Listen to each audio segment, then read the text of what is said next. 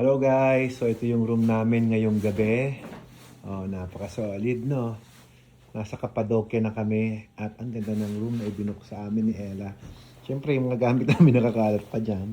Ang ganda ang luwag ng ng laruan namin ni Ella.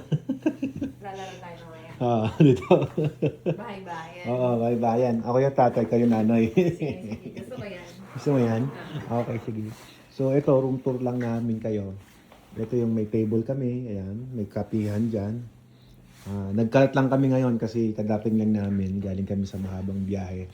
At na-experience ka namin ng nagyayelong biyahe. So ito guys, yung aming bed. Tapos, ano bang meron dito? Anong meron dito? Check na natin anong meron dyan. Nabubuksan ba to? Ay, nabubuksan. Ano meron? Uy, may balcony maganda, boss. Wow! Uy, I like it. I love it. May upuan pa din eh. Oh, ayan o. May mga bato dito, guys. Oh, ayan o. Ito na yung labas ng Cappadocia, guys. Ayan o. Ganda. Ayan, bukas may mga lobo-lobo na yan. So, ayan o. Uy, ang ganda ng hotel na binukan natin. Zia Hotel pala ito, guys. Hotel pa lang. Zia na agad. Sar natin, malamig eh. Super lamig.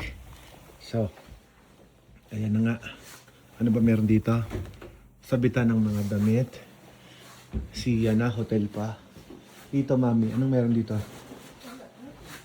Walang meron? Anong meron yan? Kita lahat dito. Oh. Same lang din. Ayun, may daan doon. Ayos. Ang ganda naman ng hotel na binuk sa atin, boss. Wow. Yung CR, tignan nyo guys. Apakaganda ng CR.